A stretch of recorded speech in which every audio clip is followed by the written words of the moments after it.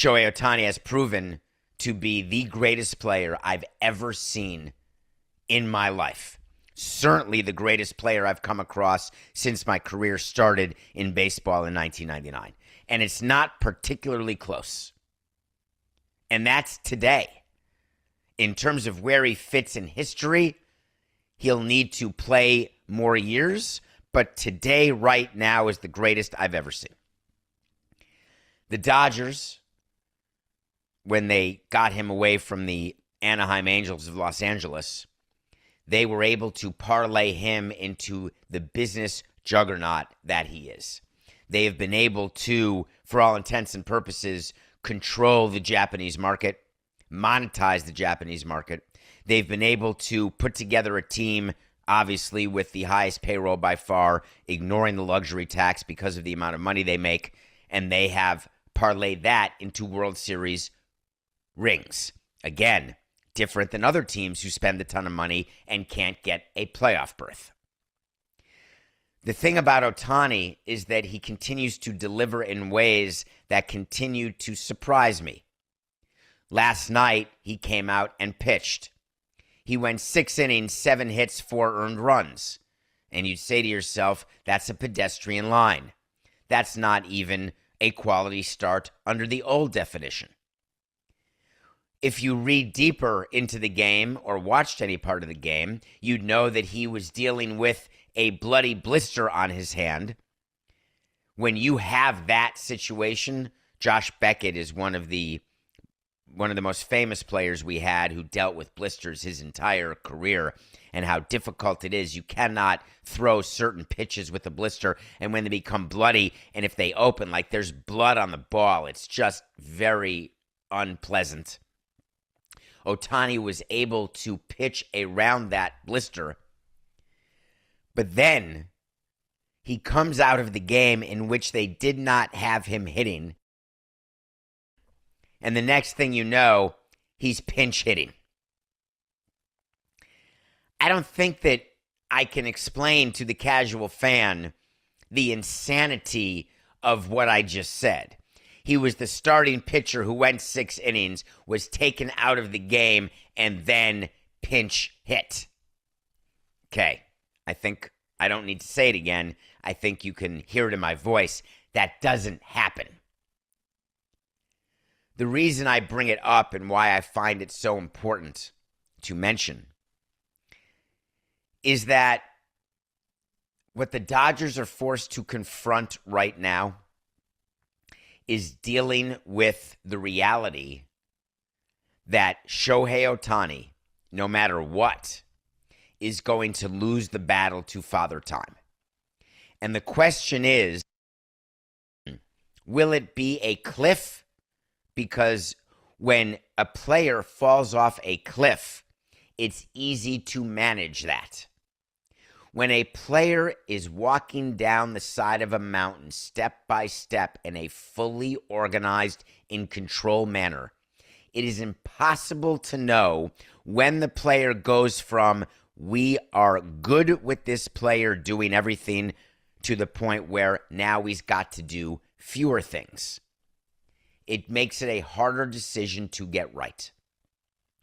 The Dodgers have been really good about getting a lot of decisions right. This one will be their hardest one. Ohtani has told them, I need sleep. I don't like afternoon games. Ohtani pitched in an afternoon game yesterday, and Dave Roberts said, hey, I can't control the calendar. And I laughed to myself because, yes, you can. You have the ability to push his start back a day. You have the luxury as the Dodgers. I guess you could say the Mariners do too with their piggybacking with their 6 healthy starters. We'll see how long that lasts. But you did have the right to not pitch him in the afternoon. You also have the conversation with him now about when he pitches. Does he hit? Does he not hit? This is not Andrew Friedman going down to talk to Shohei Ohtani and Shohei Ohtani telling Andrew Friedman what he wants to do. Shohei Ohtani wants to pitch and hit every game. He's not asking Shohei. What you do with a superstar like this is you have a decision you've made, but then you go talk to the player and you make it as though it's their decision, except you don't stop the conversation until the player gets to the place that you want them to get to. It is a very standard way of negotiating with people when you are in the power position, is you really want those people to believe that it's their decision, that they've come up with the conclusion or with the action plan, when the reality is you have manipulated them to agree to what you decided you wanted to do. It's not just in baseball that you find this. It is in your business. It's in my business. It's in every family. It's in every dynamic. Look for it because it should interest you to know when you're doing it and to when it's being done to you. The way I would deal with Ohtani is I would want to make sure that I'm going to get the maximum of either pitching or hitting for the length of his contract, and I will let him do both as long as I do not believe that I'm sacrificing the maximum in one of the disciplines. And as we sit here today, it's clear that we are not sacrificing the maximum because he's at or near the top as both. There will be a time when that doesn't happen. That time is not today. Is it really possible that a blister might cost Shohei Ohtani the Cy Young Award? Yes, it is absolutely possible. You know how people say, I'm not one to make excuses, but, well, I am one to make excuses. Blisters are a big deal, especially for a pitcher. They might not sound bad, but when you have a blister right where Shohei does on that middle finger, at the end of your middle finger, it makes it extremely difficult to finish pitches, to get that extra little zip or that extra bit of movement at the end of pitches to finish batters off. And that's what we've been seeing lately from him in his last few games. I've seen this blister for a month or so now, but I do think in that start against the Pirates, it got a little bit worse. And in this most recent start, it got even worse than that. We've seen dominance at the beginning of starts, and as he works his way through towards that 5th, 6th, 7th inning, we've seen a little more peeking at that finger, looking at the blister, and in this recent start, we've seen blood, and we've seen the dominance tend to go away a bit. Dave Roberts, him, continually keeps saying that it's a non-issue, it's fine, he makes his next start, it's fine. You can't say that anymore. This blister became a huge issue in his start against the Tampa Bay Rays. You could see it. There was one after his 5th inning, he came walking off the mound. The finger was extremely bloody. They showed a shot of his pants where his pants were bloody from him wiping that finger. The blister is an issue, in my opinion. So let's talk about his pitching. Let's talk about that start. In his most recent start against the Pittsburgh Pirates, he admitted that his mechanics were a bit off, and that is what led to the knee inflammation that saw him miss a game during this week. So we saw knee inflammation. Dave Roberts said, though, that if there was any risk whatsoever, he would not put him out there. He wouldn't put him in that situation. So that start against the Pirates was his 25th of his Dodgers career, and through 25 career Dodgers starts, he has a 1.81 ERA. Third best in Dodgers history through 25 starts. And that's just behind a couple of early 1900s spitballers, Larry Cheney and Burley Grimes. Other than that, you got Shohei Ohtani sitting there, by far the best in the modern era. And that start against the Pirates was his worst start in his Dodgers career, which is crazy because he just gave up 3 earned runs. That should show you how dominant his Dodgers career has been on the mound. Coming into the start, a 1.06 ERA, best in baseball. Jacob Mizorowski sat at 1.34, a 154 batting average against, second best in baseball. 0.4 home runs per 9. Best in baseball, and a .84 whip, which is third best in baseball. Those were the numbers coming in. This was a night game. There was a night game followed by a day game, which is the one Shohei got to start. So he was not in the starting lineup, but we'll talk about offense in a little bit. Because in this start, it started off dominant. First inning, Strike out the first batter, get out of that. 1, 2, 3. Second inning, more dominance. He was throwing 98, 99 early on. Velocity was there, and he looked really good. Only 24 pitches through the first 2 innings. Third inning as well, gets through that. Alex Call made a really nice play in left field, so we should see Alex Call make that nice play in left. Shohei Ohtani giving him his credit. We did see Shohei hit a guy, Yandy Diaz, in that inning. It was with a 77-mile-an-hour curveball, so if you're a batter facing Shohei, honestly, getting hit by a 77-mile-an-hour curveball ain't the worst outcome. That is for sure. So I'm getting a little more trouble here than the other innings, but still got out of it. 38 pitches through 3 innings, in really good shape to this point. We did see him hug Yandy Diaz after the inning, goes up and says, "I'm sorry," and gives him a hug. On to the 4th inning, couple more strikeouts. Third strikeout on a curveball to Junior Caminero. Another curveball to the next batter. Curveball was looking nasty. The curveball's been fantastic. Hitters with 2 strikes against Shohei Ohtani. If you get to 2 strikes, hitters are 10 for 133. That's insane. Second lowest first pitch strike rate in the National League, by the way. And still, to this point, the lowest ERA. Think of that. He's not throwing first pitch strikes, but still the lowest ERA in the National League. Ground ball back to him to finish the inning. 1, 2, 3, 4th inning. Only 50 pitches through 4. So he is dominating through 4 innings. 4 innings, 4 strikeouts, 0 walks, 2 hits. Dodgers get on the board following that inning, so he has a 2-0 lead. But then he goes back out the next inning, and in this 5th inning, he walked the leadoff guy, Victor Mesa Jr., hitting well under 200. You can't walk that guy. You can't.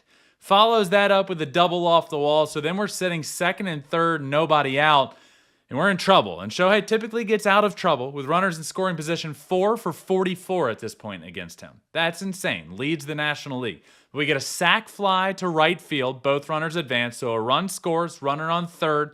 Then we get a single by Yandy Diaz to tie the game, 2-2. At this point, Shohei starts looking at his finger. Saw it the inning before, starts looking at that finger. He follows that up with another single by Jonathan Aranda, so it's 1st and 2nd. Again, you can't walk the leadoff guy. Victor Mesa Jr., you can't walk him. And in fact, it's the spot in the lineup that you're walking guys as well. 7 leadoff walks for Shohei Ohtani on the season. 9 earned runs in those 7 innings. To that point, he had given up 12 earned runs all year long. And 9 of those earned runs come in the innings, the 7 innings that he is leading off by walking guys. Same thing as the Pittsburgh game, by the way. Same spot in the lineup. The 7-hitter in the lineup with a leadoff walk. And that's just a bad spot because unless you immediately get the next couple of guys out and have a guy hit into a double play, you're guaranteeing the lineup turning over. So you have 7, 8, 9 coming up. Should be a fairly quick inning, but you're walking that leadoff guy, and that leads to trouble. Then we saw a play where a weak ground ball to first base, Freddie Freeman and Shohei didn't exactly get over. Freddie thought he was going to get over. That cost Shohei and his ERA another 2 earned runs. So we saw a ground ball out, great play by Edman down the line, gets another guy, but a run scored there. Then we have a slow ground ball get through, another run scores there. Shohei ended up giving up 4 runs in that 5th inning, and he got out of it after a bunt down the third base line. And this is where we really saw the bloody finger. I am not one to make excuses. Yes, I am. Shohei Ohtani's blister is an issue. This blister is a problem. You could see it walking off the mound. The camera got a good shot of it. It was extremely bloody. And then we saw it the following inning on his pants. And he threw 26 pitches that inning, but he did end up coming out for the 6th. In that 6th inning, they showed shots of the blood on his pants. Clearly, we realize we're dealing with a worse situation than I think the blister has been in prior to this. But he goes back out for that 6th inning, ends up having a really good 6th inning. 1, 2, 3, ground ball first out, a strikeout, another strikeout. So ends up being 6 innings, 4 earned runs for Shohei. I think he's dealing with pain on every pitch. You can see it. That thing is a problem. You can't finish off pitches when you have that blister, and that's what's causing, as we get later in games, these walks and not being able to put guys away. I think some pitches are more comfortable than others. This is total speculation here at this point, but I thought there in that 5th inning, he stopped throwing much of the fastball. We saw a lot more curveballs and off-speed than usual. Maybe that fastball is something he feels it more on. I don't know. That's total speculation. But what I do know, because I've dealt with it as a pitcher, is when you have a blister, it really makes it difficult to finish off and get that zip on pitches. We saw 4 strikeouts through 4 innings and only 1 more strikeout the rest of the game. So he does get through that 6th inning, ends up with 6 innings and 5 strikeouts, 4 earned runs giving up. And his ERA now sits at an elite 1.47, but it is now the second best ERA in the game of baseball behind Jacob Misiorowski. So as you guys know, every week I like to give you his post-game comments and what he has said. Post-game, I listen into the interview and I let you guys know what is said and what is talked about. His post-game comments this week, he was asked how he felt. Talking about that 5th inning, talk to me about the 5th inning. He said he felt good overall, but that leadoff walk was not good in the 5th. He was then asked about the blister and the knee and how he is feeling overall. His quote is, "It's just part of the game. Not a lot of situations where you feel 100%. It's big that we were able to win a game like this." This is the most, Shohei doesn't give much in terms of, he's not going to be like, yeah, I am hurt. He has continually said the blister is not much of a thing. Clearly, it's a thing at this point, and he just said, I felt pretty good overall. But it's just part of it now, and there's not situations where you feel 100%. He then said, how much did you have to compete through today in terms of the start? He said he felt good overall. Just that 5th inning he was not pleased with. Aside from that, I felt pretty good overall. Asked about concern about his knee heading into today because he did miss a game with knee inflammation, and said that start against the Pirates, his mechanics were off and that led to the knee inflammation. So he was asked about that and he said, my every intention was to start today's game. It was not an option to not pitch. I did make some changes movement-wise and that helped me out today. His final question was, it's mid-June. How are you managing the overall pitching load for yourself? He said, I'm going to let the team decide and take care of that. My number one goal is to make sure that I'm healthy leading up to the playoffs. We have a set schedule, and I'm just going to do what I'm supposed to do, and I'll let management handle the workload. Those were his comments following the game. He did, by the way, pinch hit in this game. Pinch hit for the first time in his Dodgers career, comes out, and then he does pinch hit in that next inning, which I thought was interesting. Wasn't a ton of excitement. It was exciting leading up to it, but he swung at the first pitch, grounded out pretty hard to the shortstop, but that was his one and only pinch hit performance for the Los Angeles Dodgers. So that's his start. That's his game on Wednesday. As you all know, This Week in Shohei Ohtani News comes out every single week the day following his start at 6 p.m. Eastern, 3 o'clock Pacific, 7 a.m. in Japan. And that was his start on the mound. The day before that, he did... So he didn't hit in this game. He did hit the day before. He homered on Tuesday in a game that the Dodgers won 1-0. So Shohei homered. Dodgers won 1-0. That was it. The night before, he was the starting pitcher the very next day. Also, by the way, that was the anniversary of his very first start on the mound for the Los Angeles Dodgers. That home run was a continuation of hot offense for Shohei. We'll talk about his offense because he has been rolling. That home run on Tuesday was his 5th in his last 9 games. June 10th, the last time he pitched, June 10th against the Pirates, he homered after he came out in the 9th inning. So that was the first homer of this stretch. June 11th, he homered the very next day. That was his 2nd home run in a row the following day. June 12th. He missed that game with knee inflammation. So this is where a little concern crept into my mind. We didn't exactly know the extent, but we weren't hearing it's a big deal. He didn't end up missing a lot of time. He missed 1 game, ends up back in there the next day, and on June 13th, he hit a leadoff home run, his first at-bat back from knee inflammation. 3rd game in a row with a home run. Is there any concern? No, don't worry about it. I'm fine. I'm in a homer. It was an absolute laser, a rocket to right field. Just crushed this homer. This was also the day that Yamamoto took a no-hitter into the 9th inning, by the way. This just sucks for Yamamoto. A couple of times now, he gets close, and it's just ripped away from him. He gave up a homer in the 9th inning, ended up getting an out, and ends up coming out of the game. We saw in that 8th inning, he had a perfect game into the 8th inning. Mookie Betts made an error to finish, to put an end to the perfect game. But Yamamoto was just fantastic in that game. Perfect into the 8th, no hits into the 9th, gave up a hit and a run, comes out of the game. I feel gutted for Yamamoto. He's gonna get a no-hitter at some point. He might get a perfect. He might be the first perfect game since Felix Hernandez. Maybe that would be sick. And then that was June 13th. June 16th, he homered again. This was the game before his start. He homered again, his 4th home run in 6 games. So on the week, since the last This Week in Shohei Ohtani news, he went 6 for 24, that's a 250 average, with 4 home runs. And after that most recent homer, it puts him at the very tippy top for National League on-base plus slugging, OPS. He is the top OPS in the National League while now having the second best ERA in the National League. Can you fathom that?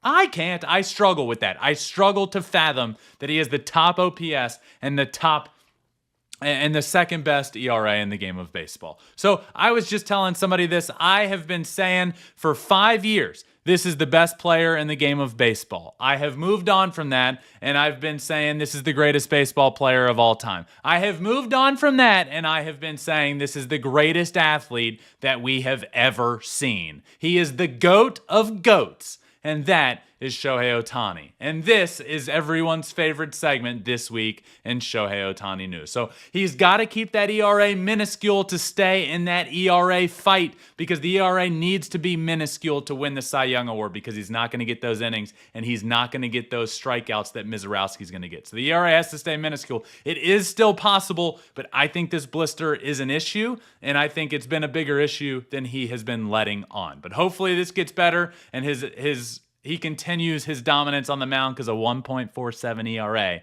is elite.